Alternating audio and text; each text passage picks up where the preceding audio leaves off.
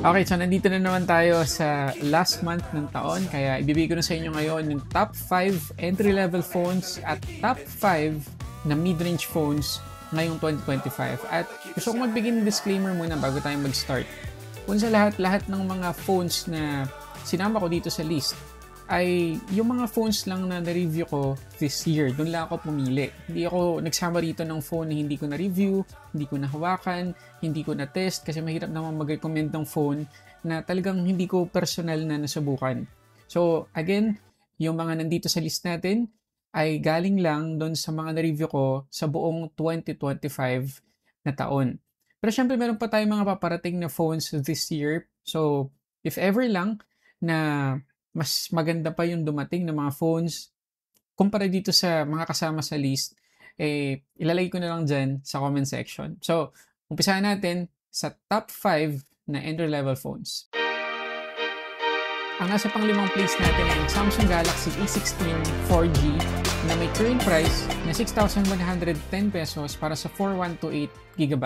So ito yung mga reason ko kung bakit sinama ko siya dito sa top 5. Una sa lahat yung kanyang 6.7-inch Super AMOLED Full HD Plus 90Hz na display. Para sa kayong presyo, nakakabilib na meron na tayong makukuha at magagamit na phone na naka-Super AMOLED, mataas pa yung refresh rate. At pagdating sa performance, naka-Android 14 na siya nung tinest ko, tapos One UI 6. Although yung kanyang chipset, Helio G99, hindi ganun ka bago, actually luma na talaga.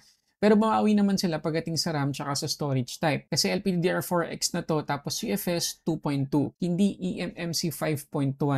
Kaya mabilis-bilis na para sa mga everyday na applications na ginagamit natin. At makikita nyo yan sa Antutu score na nakuha niya. Nung tinest ko to, nakakuha siya ng 393,660. At ang maganda pa rito guys, future-proof na pagdating sa software. Kasi makakatanggap to ng 6 na major Android upgrades at 6 na taon na security patches. Sobrang kakaiba yan para sa isang entry-level phone. Pagdating naman sa camera, meron siyang 50 megapixels na main shooter na naka-Samsung ISOCELL S5K JN1 sensor.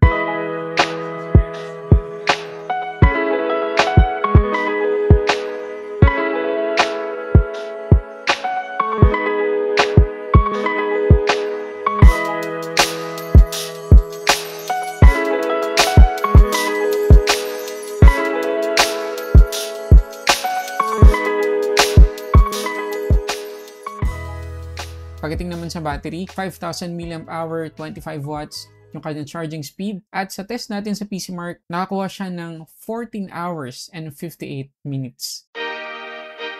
Ang pang-apat naman natin sa list ay itong Infinix Hot 60 Pro Plus na may current price na 9,919 pesos para sa 8256GB na variant. Pagdating sa display, itong Infinix Hot 60 Pro Plus ay naka 6.78-inch AMOLED, 1.5K resolution, 144Hz yung max refresh rate. At hindi lang yan guys, alam nyo ba na aabot ng 4,500 nits yung peak brightness nito. And again, para sa entry-level phone, nakakabilib talaga yan kasi yung taas ng peak brightness niya, usually makikita lang natin sa mga flagship phones. Tapos yung screen pa nito ay may Corning Gorilla Glass 7i protection. At pagdating naman sa performance, naka-Android 15 na tayo dito out of the box. XOS 15.1 naman yung kanyang skin. Kaya madami tayong features na magagamit sa phone na to. Helio G200 yung kanyang chipset, LPDDR4X, UFS 2.2 rin yung kanyang RAM at storage type. At mas mataas yung nakuha nating Antutu score dito, 454,643.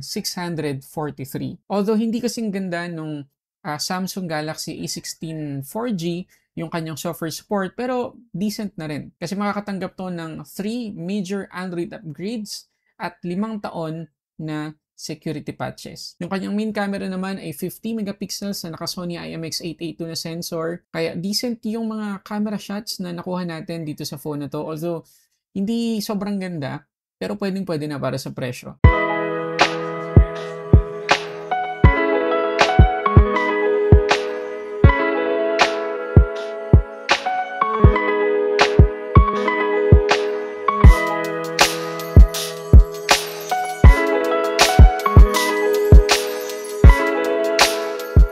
Pagdating naman sa battery, 5,160 mAh yung capacity niya at 45 watts yung kanyang charging speed. At napaka-decent din na nakuha nating SOT sa PCMark. 14 hours and 48 minutes. 10 minutes lang yung inilamang ng Samsung Galaxy A16 4G dito sa Infinix Hot 60 Pro Plus. Ang nasa third place naman natin ay Itel Super 26 Ultra na may current price na 8,436 pesos para sa 8256 gigabytes. Maganda rin yung display ng phone na to kasi naka 6.8-inch curved AMOLED 144Hz din yung refresh rate, 1.5K yung resolution, naka Corning Gorilla Glass 7 eye protection din at aabot ng 4,500 nits din yung peak brightness nito. So almost same sila dun sa Hot 60 Pro Plus. Pagdating naman sa performance, naka-Android 15 na to out of the box, Itel OS 15 na, pero yung kanyang chipset ay Unisoc T7300. Kaya di hamak na mas powerful to compared dun sa first two phones natin. At sa Antutu, makikita nyo naman nakakuha siya ng almost 700,000 na score. Pero pagdating sa software support, yun lang. Doon lang tayo may compromise. Kasi dalawang major Android upgrades lang daw yung marireceive nito. Pagdating naman sa camera, meron tayong 50 megapixels dito na main shooter. At again, okay lang yung mga quality ng pictures. Maganda na para sa presyo, in fairness naman. Pero syempre, hindi natin yan pwedeng i-compare sa mga mid-range or lalo na flagship. Pagdating naman sa battery, 6,000 mAh yung kanyang capacity, capable sa 18 watts na fast charging at umabot ng 15 hours and 3 minutes yung kanyang SOT.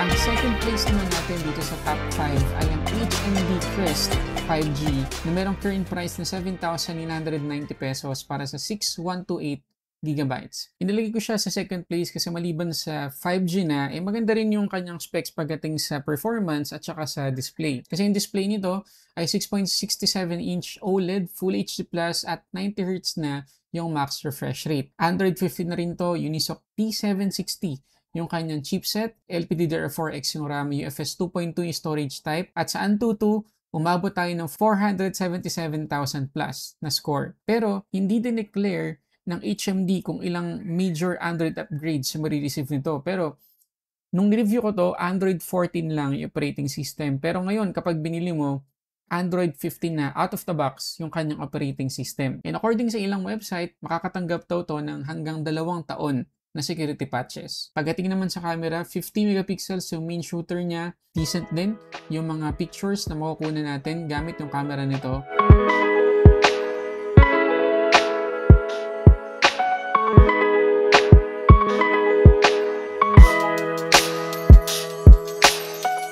Sa battery, 5,000 flat yung kanyang capacity, 33 watts naman yung kanyang charging speed. Hindi ganun kataas yung SOT na nakuha natin dito, 11 hours and 22 minutes. Pero considering na stock Android experience yung UI nitong HMD Crest 5G, pwede nating expect na gaganda ng gaganda yung kanyang battery performance.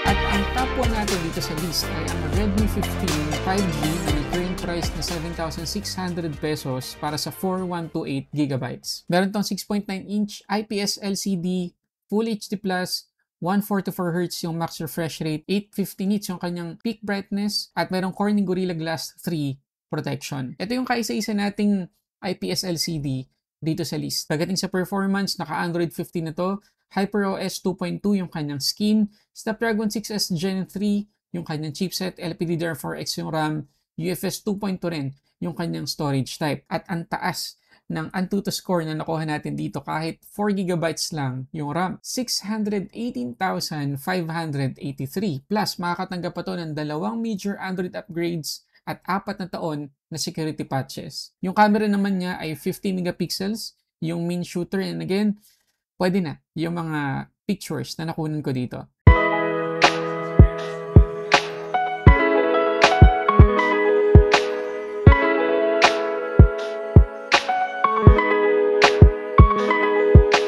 Pagdating sa battery, 7,000 mAh yung capacity, 33 watts yung charging speed, at sa wildlife stress test, 3% lang yung nabawa sa battery niya after ng 20 minutes na test. So again, yun yung top 5 natin na entry-level phones para sa akin ngayong 2025 na na-review ko dito sa channel. Ngayon naman, puntahan natin yung top 5 na mid-range phones na na-review ko this year dito sa channel.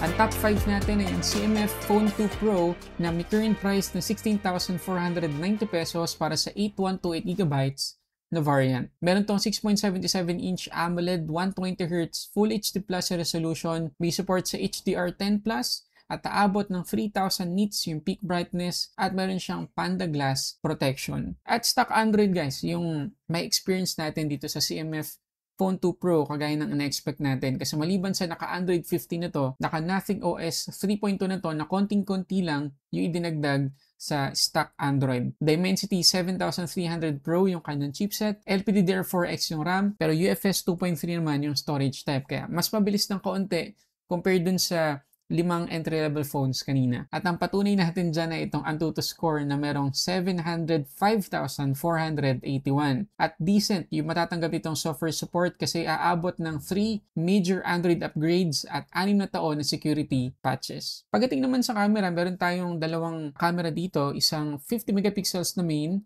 at isang 50 megapixels na telephoto camera. At as expected, napaka-decent na mga pictures na nakuha natin dito.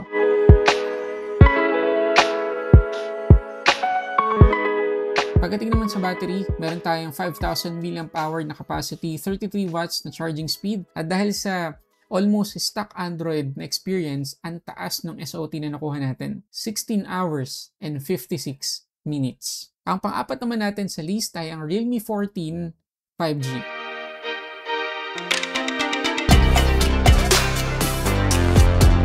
Current price naman ito ngayon ay 15,105 para sa 12 256 gigabytes. Meron itong 6.67-inch AMOLED, Full HD+, 120Hz na refresh rate at aabot ng 2,000 nits yung kanyang peak brightness. Android 15 na rin to out of the box, Realme UI 6.0, at ang maganda rito, naka-Snapdragon 6 Gen 4 na to na chipset. Tapos LPDDR4X, UFS 2.2, kaya mataas yung Antutu score na nakuha natin. 772,594.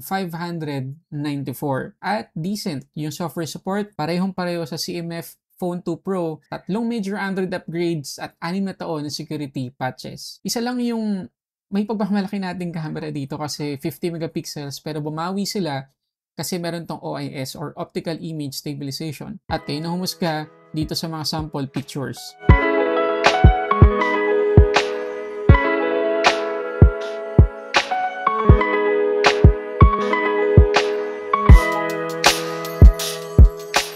Pagdating naman sa battery, meron tayong 6,000 mAh na capacity, 45 watts yung charging speed, at napakaganda ng SOT na nakuha natin dito sa Realme 14 5G. 19 hours and 19 minutes. Ang third place naman natin dito sa top mid-range phones ngayong 2025 ay ang Infinix GT Pro 5G. Ang current price naman nito ay 16,724 para sa 512GB na variant. Meron tong 6.78-inch na display, AMOLED yan, 1.5K resolution, 144Hz yung max refresh rate, 4,500 nits yung peak brightness, Corning Gorilla Glass 7i naman yung protection. At talagang game-focused itong Infinix GT Pro 5G kasi naka-Dimensity 8350 Ultimate na chipset, Android 15 na out of the box at XOS 15 yung kanyang skin. At so far, ito yung may pinakamagandang RAM at storage type. Kasi naka LPDDR5X to na RAM, UFS 4.0 naman yung kanyang storage type. Kaya ang taas din ng Antutu score na nakuha natin, 1,334,760. And decent na rin na may tuturing yung software support na ibinigay rito ng Infinix kasi 2 major Android upgrades yung matatanggap nito at 3 taon na security patches. Meron na rin tong GT triggers kasi nga game focus to at naka Wi-Fi 6 na rin. Pagdating sa camera, meron tayong 108 megapixels na main shooter at 8 megapixels na ultra-wide camera.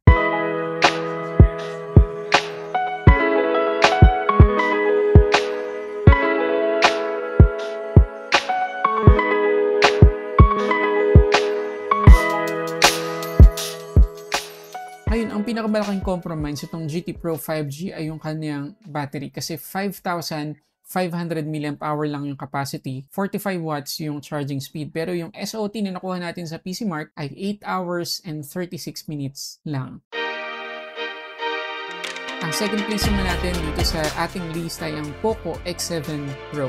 Meron tong current price na 18,599 pesos para sa 8 to 56 gigabytes na variant. Again, 6.67 inch yung display size nito. AMOLED na yan, 120Hz yung max refresh rate. May support sa HDR10 Plus at Dolby Vision. Pagdating naman sa performance, almost same sila dun sa GT Pro 5G, Android 15, HyperOS 2.0 yung skin, Dimensity 8400 Ultra naman yung chipset nito, LPDDR5X at UFS 4.0 yung storage type. And as expected, mataas din yung Antutu score na nakuha natin dito. 1,569,593 yung nakuha niya nung review ko to. At makakatanggap to ng 3 major Android upgrades at 4 na taon na security patches. Very decent. Pagdating sa camera, 50 megapixels yung kanyang main shooter na merong OIS at 8 megapixels naman yung ultra-wide camera.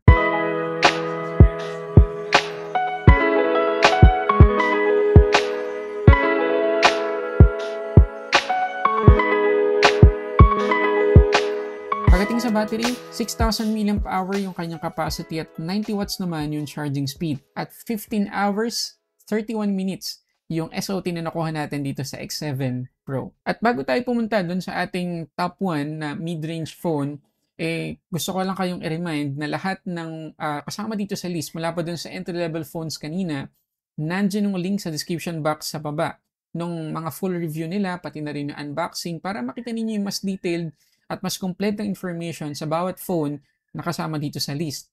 Kung gusto niyo naman tong orderin, merong shopping bag icon dito sa number dito sa screen. I-tap nyo lang yan para lumitaw sa gilid yung mga links kung saan nyo to pwedeng orderin. Or kung ayaw nyo naman gawin yan, nandyan din sa description box sa baba yung mga links. Okay?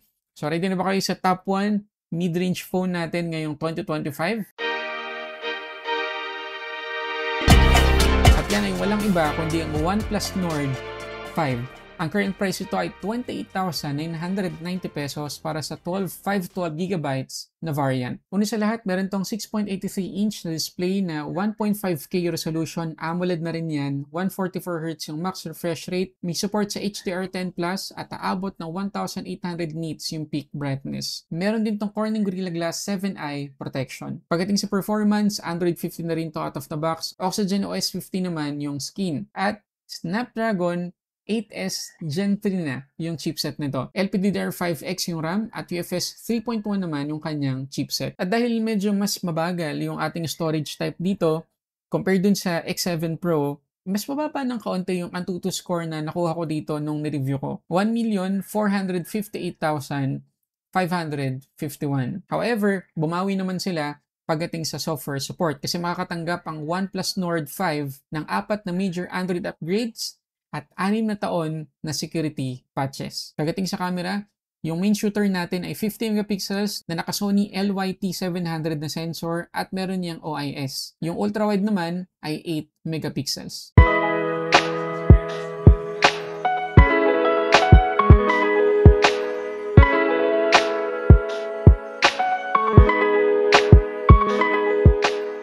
Pagdating naman sa battery, meron tong 6,800 mAh na capacity at 80 watts yung charging speed. At makikita ninyo na sa wildlife stress test, 10% lang yung nabawa sa kanyang battery after yung 20 minutes na test natin. So yun guys, yung ating top 5 na entry-level phones at top 5 na mid-range phones ngayong 2025. And again, lahat ng pinakita ko sa inyong phones na kasama sa list ay galing lang doon sa mga na-review kong phones this year. Pero if ever na meron kayong top na entry-level phone na kayo mismo yung pumili, paki-comment dyan sa baba. Kung meron kayong top mid-range phone na napili na wala sa list na binigay ko, i-comment nyo na lang din dyan sa baba. So yun muna guys, sana nakatulong tong video na to. Kung nakatulong, please hit the like button below at mag-subscribe ka na din.